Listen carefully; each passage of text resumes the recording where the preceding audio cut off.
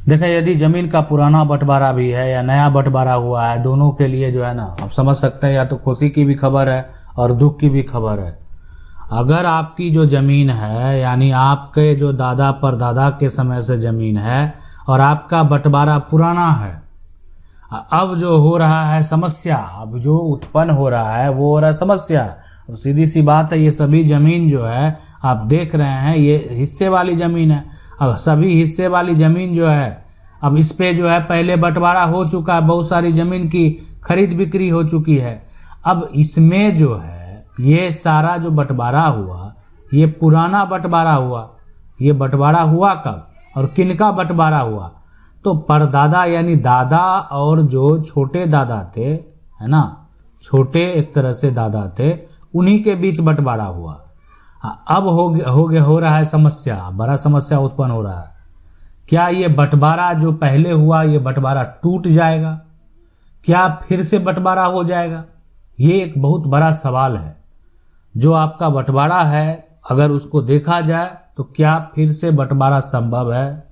क्या पूरी जमीन को फिर से बंटवारा किया जा सकता है? क्या जो छोटा दादा है, क्या उसके साथ धोखा हुआ है? क्या छोटे दादा को कम प्रॉपर्टी दिया गया है? क्या ये प्रॉपर्टी को जो है वापस आप पा सकते हैं? जो एक तरफ ये बड़े थे, ये बड़े भाई थे, बड़े भाई ने एक तरह से अधिक संपत्ति प्राप्त कर ली है, छोटे दादा को कम जमीन प्राप्त हुआ है। दस्तावेज को मिलाने के बाद ये बात स्पष्ट होता है। तो क्या ये बंटवारा को चैलेंज किया जा सकता है? अगर किया जा सकता है तो कैसे करेंगे? अगर आप बंटवारा को चैलेंज करते हैं तो क्या आपको फायदा होगा या नुकसान हो जाएगा?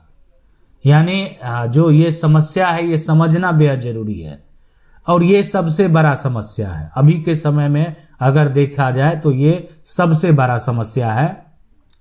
देखें, मैं आपको बताता हूँ, ये है पुराना खतियान, है ना। ये जो खतियान है, इसमें एक तरह से अंग्रेजों के ज़माने में जब ज़मीन का सर्वे हुआ तो पुराना खतियान दिया गया। पुराना रजिस्ट्री भी है, बहुत लोग ज़मीन को खरीदे भी थे, है ना, ज़मीन खरीदे भी। जब पुराना खतियान को एक तरह से देखा गया तो ये देखा गया कि जो छोटे दादा हैं उनको जो टोटल ज़मीन है, कोई खतियान मान लेते हैं, इतना बड़ा खतियान, आप ऐसे समझें, तो इसमें क्या होगा? ये अगर पूरा जो अगर बात करें, अगर पूरी जो ये है ना, पूरी अगर ये एक तरह से देखा जाए तो अगर इस पे परदादा का नाम है, ठीक है, तो आधा इसका दादा का होगा और आधा अगर कोई छोटा दादा है तो उनका होगा। अब लेकिन छोटा दादा को आधा नहीं मिला, उनको उनके साथ जो है एक तरह से जो बड़े दादा हैं उनको थोड़ा अधिक मिल गया। जब आज के जो बच्चे हैं, जब इनका जन्म हुआ और ये पढ़े लिखे, इनको जानकारी प्राप्त हुई, तो ये वेरीफाई करना शुरू कर दिए। तो उनको पता चला कि मेरे हिस्से में, मेरे जो पूर्वज हैं, मेरे जो दादा हैं, उनके हिस्से में प्रॉपर्टी कम प्राप्त हुआ है। तो उनको लगा कि ऐसा कैसे हो गया। तो सीधी सी बात है, अपने जो एक तरह से बात करें, जो परिवार है उनसे चर्चा किया गया, परिवार से चर्चा किया गया तो अब जो उनके अपने पिता है, चाचा है, उनको बोला गया। अब जिनके पास वो ज़मीन है उनको अगर आप बोलेंगे तो उनको तो बुरा लगेगा, है ना, उनको तो बुरा लगेगा, परिवार है, बुरा लगेगा ही कि आप जो बोल रहे हैं, आप अपनी हक की बात कर रहे हैं। एक व्यक्ति जो है अपनी हक की बात अगर कर रहा है, ठीक है, तो उस केस में तो वहां पर बुरा लगना तय है। या जो छोटा दादा हो या बड़ा दादा हो, जिनके पास भी संपत्ति है, अधिक है, हिस्से से अधिक संपत्ति है, लेकिन बोलेंगे तो आपको बुरा लगेगा। मान लेते छोटा दादा को जो है, बड़ा दादा को अधिक नहीं है, छोटा जो भाई है वही थोड़ा जबरदस्त था, वही अधिक ले लिया, ऐसा भी तो हो सकता है। कोई बड़ी बात नहीं है कि बड़ा ही ले लिया, छोटा भी है, वर्चस्व था, है ना, बड़ा भाई को उतना नहीं जो है एक तरह से वैल्यू दे रहा था, लेकिन छोटा भाई क्या किया, अपना अधिक संपत्ति ले लिया, कुछ बेच भी दिया। तो ये जो है, अगर मान लेते हैं ये आप हैं, ठीक है, ये जो है मैं हूं और ये जो है पिता है, तो मैं जो है अपने पिता से ये बात पूछूंगा कि जो हमारे दादा को कम जमीन क्यों प्राप्त हुआ है, ऐसा क्यों हुआ, तो ये कहेंगे अरे 2 भाई थे, सीधी सी बात है। आप जो 3 भाई हैं, अगर कोई खाने की चीज़ जो है थोड़ा सा एक भाई कोई अधिक ले लेगा तो आपको दिक्कत होगा? नहीं होगा, नहीं होगा। तो वो 2 भाई थे, भाई थे तो या हो सकता है कि जबरन लिया गया हो या प्रॉपर्टी वाली चीज़ थी। अच्छा तुम ये प्लॉट लेना चाहता है, ठीक है ले लो, कोई बात नहीं, ले लो। सड़क वाली जो है, जो सड़क का साइड है वो प्लॉट लेना है तुम्हें, ले लो, कोई दिक्कत नहीं। छोटा भाई को दे दिया बड़ा भाई। लेकिन जो दे दिया, तो अब यहाँ पर तरीका होता है 2। हम बोल रहे हैं कि पुराना बंटवारा की मान्यता, पुराना बंटवारा के अधिकार, ये तो चर्चा किया गया, ठीक है। अब लेकिन ये जो है अडिग है, ये अडिग है, नहीं ये ऐसा क्यों हो गया, मुझे हक चाहिए। जब दादा के समय में बंटवारा हुआ ना, तो सब लोग मौखिक अपना पोजीशन सिर्फ प्राप्त कर लिए। जमीन का जो टैक्स है वो परदादा से चला आया, दादा और एक साथ है ना, छोटा दादा के नाम, मतलब कागज एक ही, दोनों का नाम दर्ज है, जमीन बटा है। अब हुआ ये कि ये तो अडिग है कि नहीं, ऐसा नहीं होने देंगे, हमको जो अधिक जो प्लॉट मिला है उसमें हमको कानूनी अधिकार है और वो अधिकार हम लेकर रहेंगे, हम देने वाले नहीं है किसी भी हालत में। तो ये जो है सबसे बड़ी गलती थी कि ये दोनों का जो दस्तावेज है वो एक साथ हो गया, इसलिए कि इसमें दोबारा बंटवारा संभव है। दोबारा जो है एक तरह से जब बंटवारा किया जाएगा तो आधा देना पड़ेगा, और इसमें इसीलिए कि पुराना बंटवारा का कोई मान्यता नहीं रह जाएगा। पुराना बंटवारा कहाँ हुआ ही नहीं। मौखिक तौर पे सभी पोजीशन पर कायम हो गए, पुराना बंटवारा हुआ नहीं।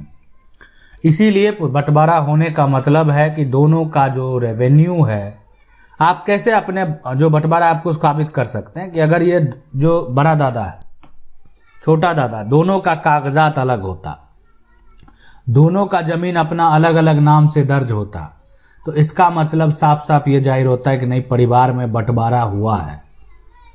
लेकिन ऐसा कुछ हुआ नहीं। दोनों का ज्वाइंट नाम आप देख पा रहे हैं, तो इसका मतलब साफ साफ है कि परिवार में बंटवारा नहीं हुआ है। जो भी है वो धोखा है, फ्रॉड है। अब ये कहने का मतलब धोखा नहीं कह सकते हैं उसको, यानी अगर कोई कर लिया है, कोई अधिक जमीन ले लिया है, तो वो वहां पर गलत होगा, वो नहीं ले सकते हैं। आप अपने हिस्से से अधिक प्रॉपर्टी नहीं ले सकते हैं, ये आपका कानूनी अधिकार नहीं है, और ये अधिकार आपको मिलने वाला भी नहीं है। आप कहाँ कितना भी कुछ कर लें, ये अधिकार आपको प्राप्त होने वाला जो है नहीं है कि आप वो संपत्ति को हासिल कर लेंगे। ये संपत्ति में आधा जो है देना पड़ेगा। जिनके पास भी एक तरह हिस्से से अधिक संपत्ति है, उनको अपनी आधी प्रॉपर्टी देनी पड़ेगी। अगर बेच लिए हैं तो भी देना पड़ेगा, ठीक है, दूसरा प्लॉट देना पड़ेगा। नहीं, अगर आप कुछ नहीं आपके पास है तो सेल डीड कैंसिल हो जाएगा, रजिस्ट्री भी कैंसिल हो जाएगी।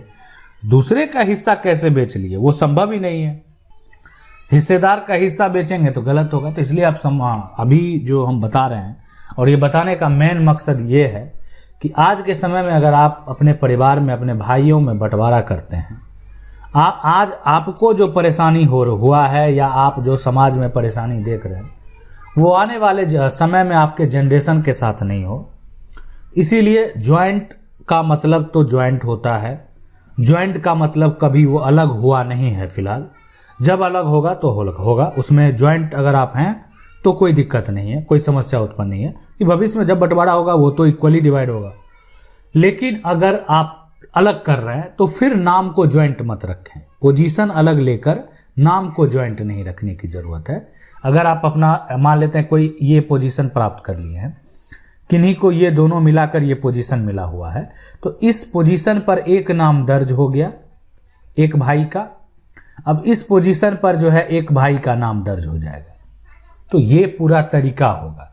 अब इस मान लेते हैं कि ये दोनों प्लॉट मिलाकर फिर एक और भाई को मिला हुआ है, तो ये इस भाई को चला जाएगा, ये इनको मिला हुआ है, तो ये तरीके से पूरा। अब ये इनके ऊपर जो है 2 प्लॉट संख्या दर्ज होगा, इनके ऊपर भी 2 प्लॉट होगा, लेकिन ये जो है इनके ऊपर 1 प्लॉट होगा, ताकि उसी में एरिया सिमट गया है। तो ये बंटवारा करने का पूरा तरीका है कि सभी का नाम से अलग अलग प्लॉट अगर चढ़ गया है, सभी अलग अलग सरकार को टैक्स देने लगे हैं, और ये और उसी हिसाब से पोजीशन पर भी हैं, लंबे समय से है, तो इसमें इतना आसान नहीं होता है कि कोई चैलेंज कर दे, कोई दावा कर दे, कोई उसको तोड़ दे, है ना। उसमें बहुत बड़ा फ्रॉड हुआ, बहुत बड़ी जालसाजी हुई है, तभी ये संभव है, अन्यथा ये पॉसिबल नहीं होता है। आशा करते हैं वीडियो अच्छा लगा होगा। वीडियो को लाइक जरूर कर दें। चैनल को पहली बार देख रहे हैं, सब्सक्राइब करके जो बेल आइकन है उसको जरूर दबा लें। मिलते हैं अगले वीडियो में, तब तक के लिए जय हिंद।